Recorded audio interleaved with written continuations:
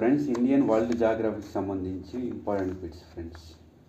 తూర్పు తీరంలో పొడవైన తీర ప్రాంతం గల రాష్ట్రం ఆంధ్రప్రదేశ్.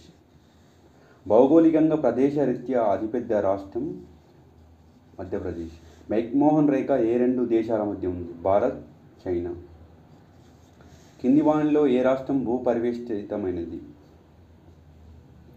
జార్ఖండ్. డంకన్ పాస్ ఏ ప్రాంతంలో ఉంది? Great Andaman, little Andaman. కేంద్రపాలిత ప్రాంతం కానిది? మిజోరాం. భారత ప్రధాన భూభాగ దక్షిణాగ్ర స్థానం కన్యాకుమారి. అండమాన్లో సెల్యులార్ కారాగృహం ఏ సంవత్సరం ప్రారంభించబడింది? 1896. ఈరోజు ఉన్న హిమాలయాలు ఒకప్పుడు స్వాధీనం చేసుకున్న ప్రాచీన సముద్రం టెథిస్ సముద్రం. భారతదేశంలో 2 రాజధానులు కలిగిన రాష్ట్రం ఇది? జమ్మూ కాశ్మీర్. ఇండియా చైనా మధ్య ఉన్న సరిహద్దు రేఖని ఏమంటారు? రాడ్ క్లిఫ్ రేఖ. ఇండియా చైనా మెక్మోహన్ రేఖ.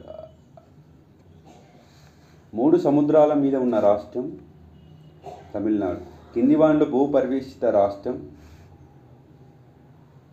మధ్యప్రదేశ్. ఏ దేశంలో భారతదేశానికి సమిష్టి సరిహద్దులు ఏర్పడలేదు?